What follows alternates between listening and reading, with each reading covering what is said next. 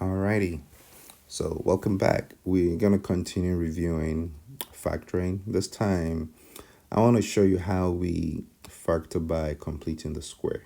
All right, remember that our ultimate goal is to be able to factor this polynomial and leave it in the form bracket, bracket, bracket, bracket. That's the goal. All right, so let's see how we tackle this problem over here. So the way the AC method works is that, the completing the square works is that we're gonna pick the middle coefficient. So I get 6, and I'm gonna divide it by 2. All right, and then I'm gonna square that, so I get 3 squared, which gives me 9. Okay.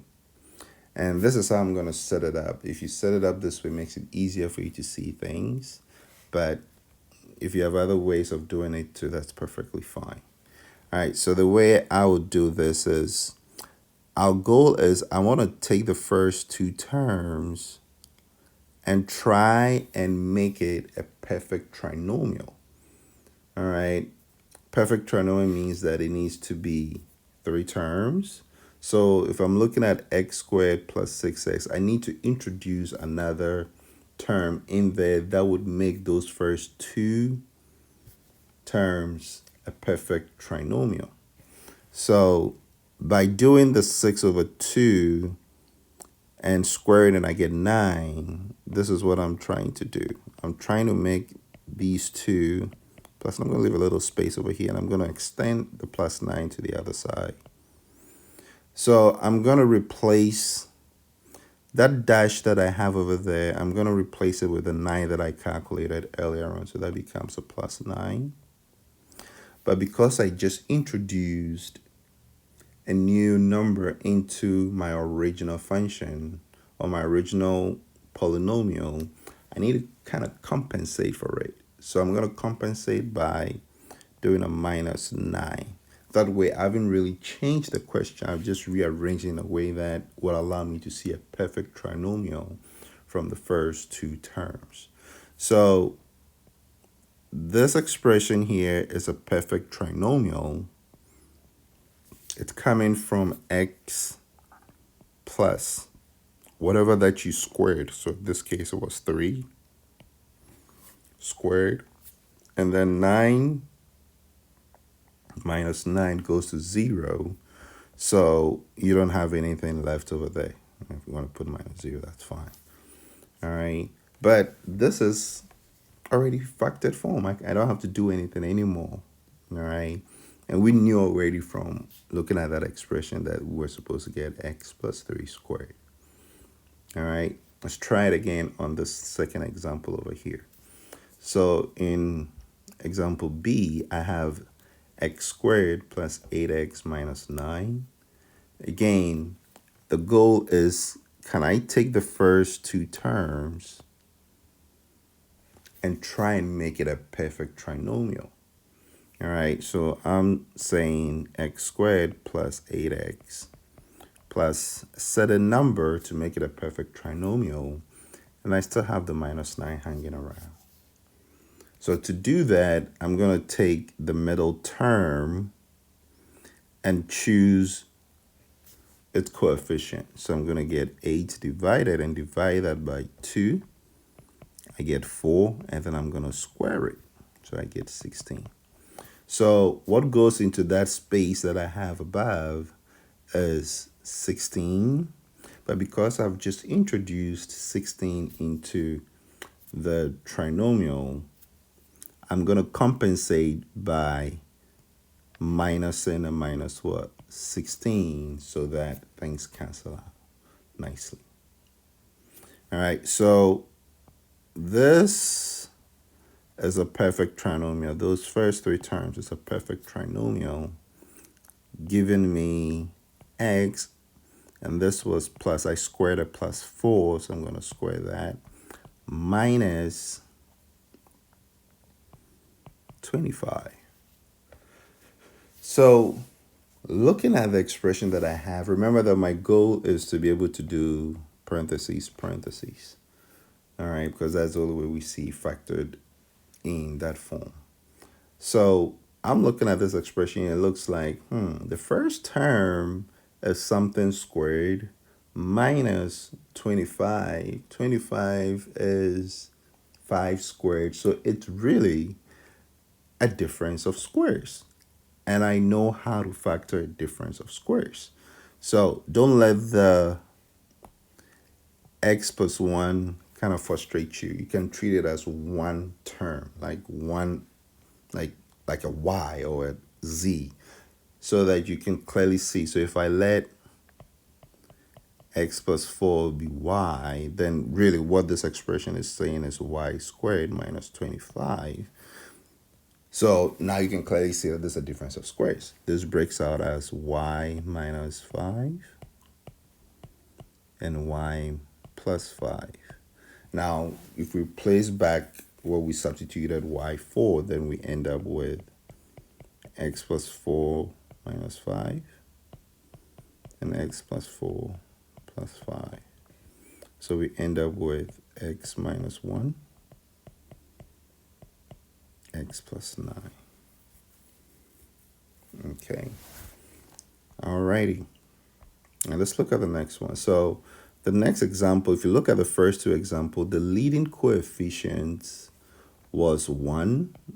All right. The leading coefficient was 1. So this was, we just followed through with the technique. Now we have to figure out a way to do the same thing when the leading coefficient is not 1. All right, so remember the idea is to take the first two terms and try to make it a perfect trinomial. But in this case, to apply the technique of completing the square, I need to find a way to make the leading coefficient 1.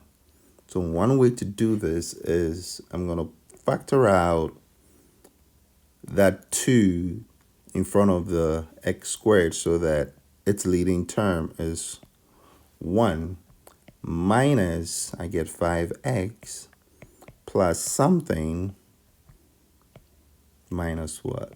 Minus 15. All right. Now I'm going to take the middle term's coefficient, which is minus 5. I'm going to divide it by 2. I end up with negative 5 over 2 that I can square to give me 25 over 4. All right. Now 25 over 4 goes into the space that I allocated for it to make those expression become a perfect trinomial. But then I need to compensate by subtracting 25 over 4. But bear in mind that we factored out a 2, so I need to really compensate correctly by multiplying that by what? By 2 so that it's even. All right, if I try to expand everything, you can see that 2 times 25 over 4 minus 25 over 4 times 2 cancels themselves out. So I haven't really changed the question. So I end up with 2, and then this piece was x minus 5 over 2 squared minus, this goes here, 2, I got 30, I get minus 55 over 2. All right. So at this point, you're trying to see if you can factor this. Remember, again, our goal is to be able to do bracket, bracket. There's so many ways to do this. I'm just going to pick one of the ways to do this. It's either you can just look at it this way and go, I can see the perfect square because 2 is the same as root 2 squared. And 55 over 2 is the same as root 55 over 2 squared. So you still see a difference of squares here. Okay, so by saying that, I can write this as root 2 x minus 5 over 2 minus root 55 over 2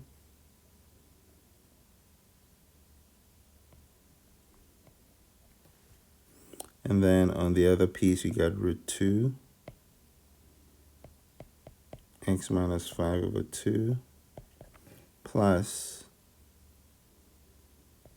root 55 over 2. It looks messy, but that's what you get. All right.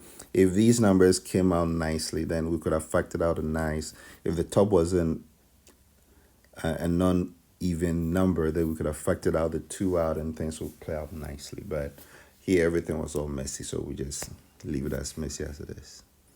All right. Okay. Now let's look at the next example. So the next example, I made it equal to 0 because most of the times we're trying to solve a quadratic equation. But let's see how we deploy that same technique to help us do to help us factor this expression over here.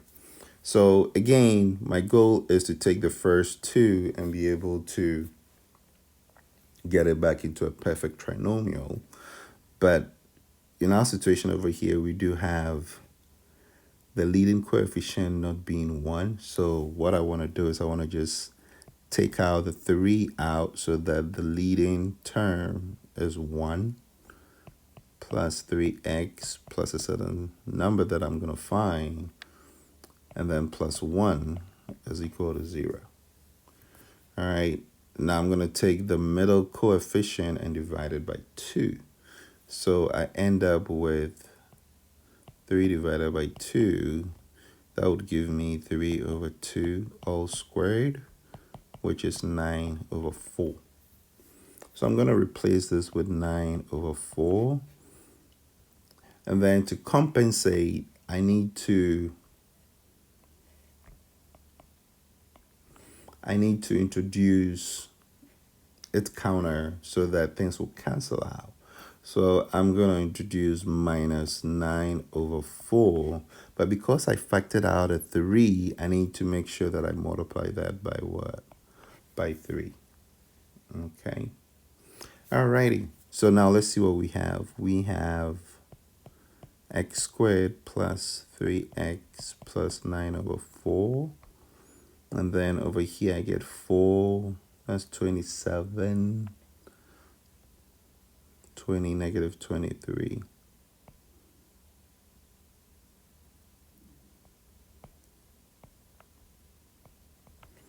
Over 4.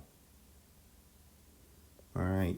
So this is a perfect trinomial.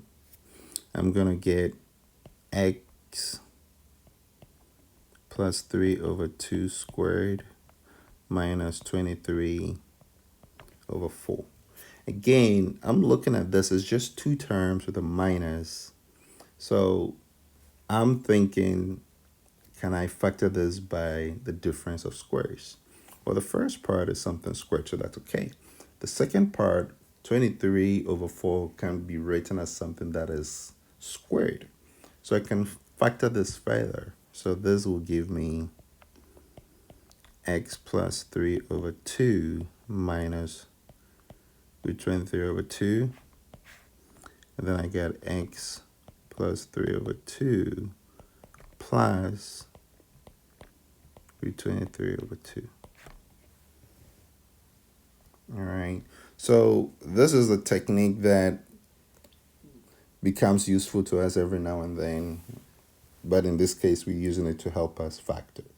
All right.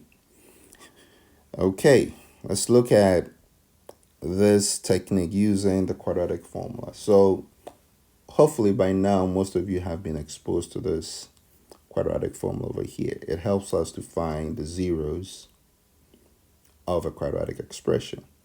So this x over here tells us where the x-intercept is, but we're going to use it to help us to factor. So let's see how we deploy that technique. All right, so I have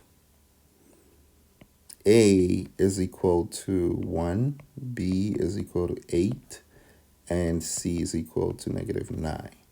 So to find the zeros, or to find the x-intercept using the quadratic formula, I have x is equal to minus b, so minus 8, plus or minus b squared, which is 64, minus 4a,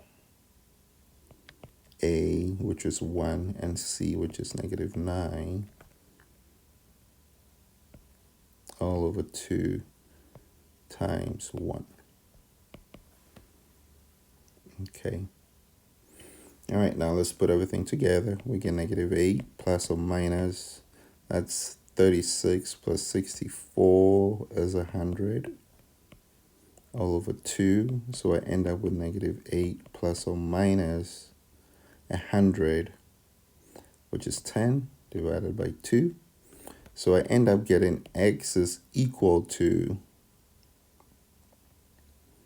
negative 8 plus 10 over 2, or x is equal to negative 8 minus 10 over 2. X is equal to 1. And here x is equal to negative 9.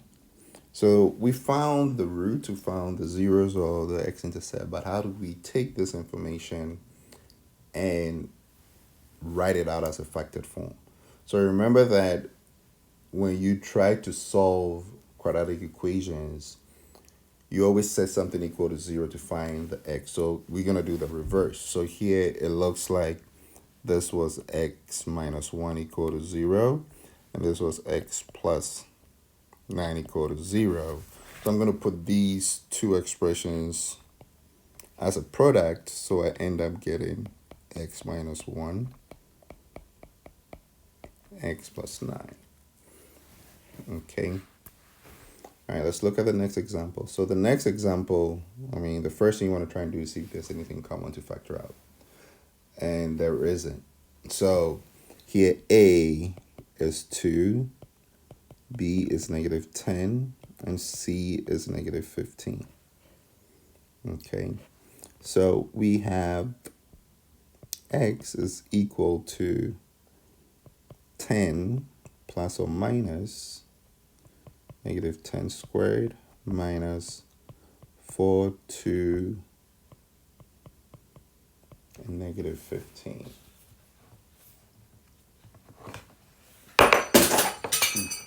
Sorry, guys.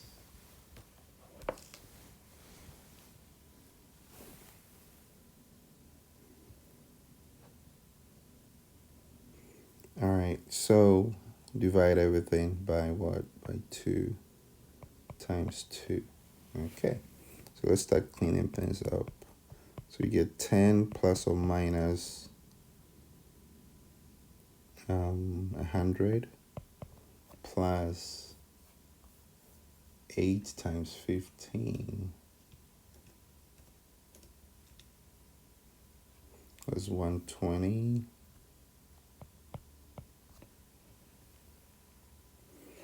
Okay, divided by 4, we get 10 plus or minus square root of 220 all over 4, which gives me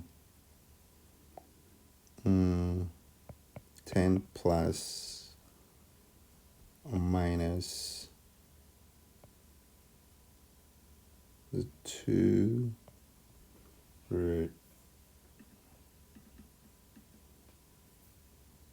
55.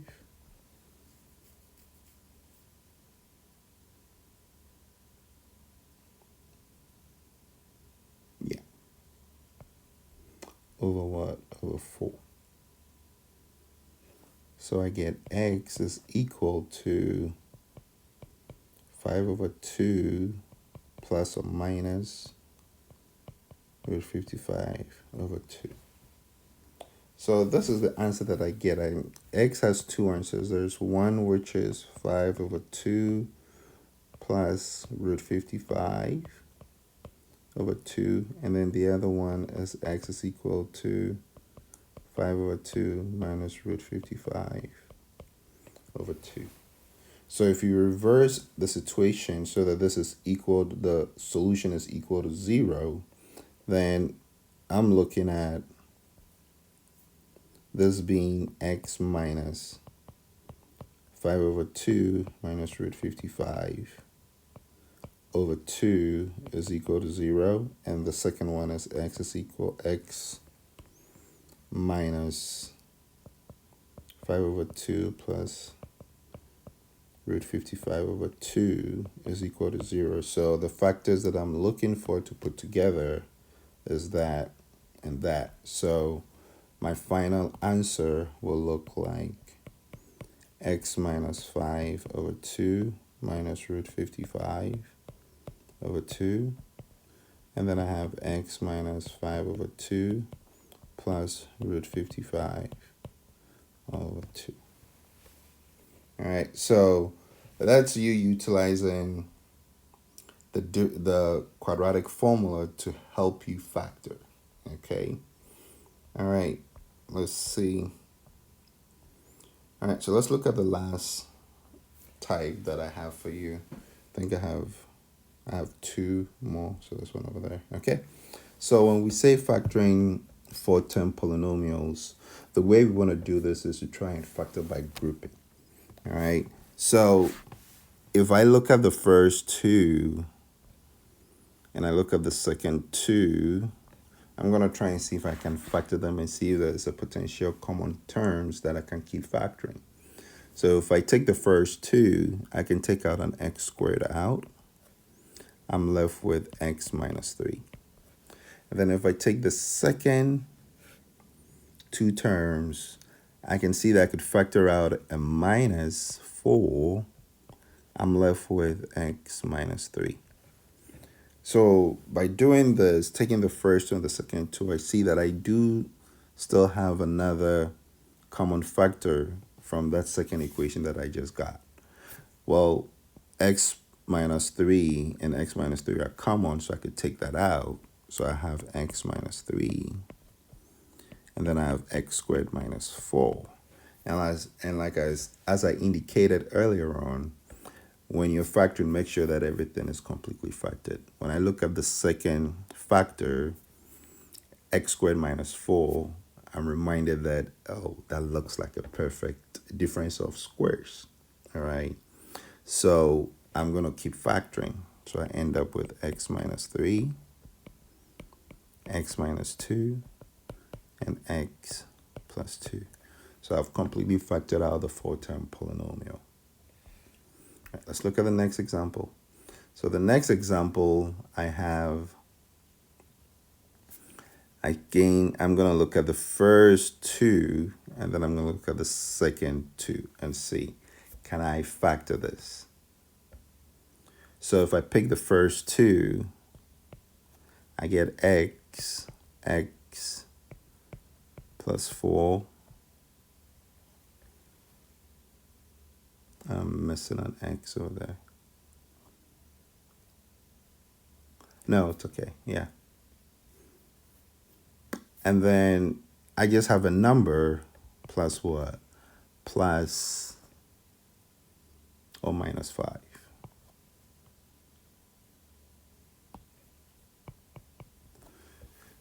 So this doesn't really help me. I tried to take the first two and the second two, they didn't help me. So got to look deeper into it and see what's going on. So sometimes what would happen is they might kind of disguise certain things in the 4-term polynomial.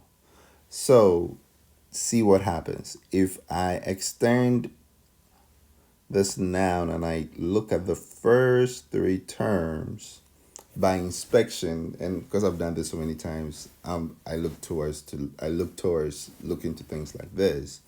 But if you try the first two and it doesn't work out, you can extend one more term to see, are they trying to embed a perfect trinomial into the 4-term polynomial?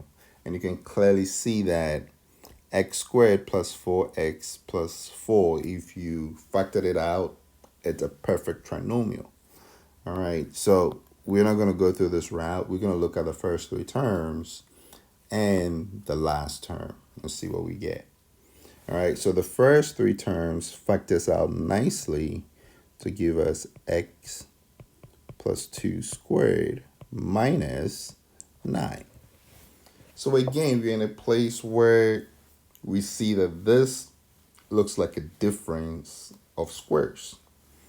I can write this as x plus 2 minus 3 and x plus 2 plus 3. And finally, you can clean that up to give you x minus 1, x plus 5. All right. So I hope that by going through the different techniques, you have reviewed a couple of your factoring skills that you already know. If you didn't know them, use this as an opportunity to kind of pick up on some techniques that is going to be helpful to you as we go along with our work. All right, so that is it for review of factoring. In the next video, we'll look at how we handle domains or functions. Okay, all right, thank you.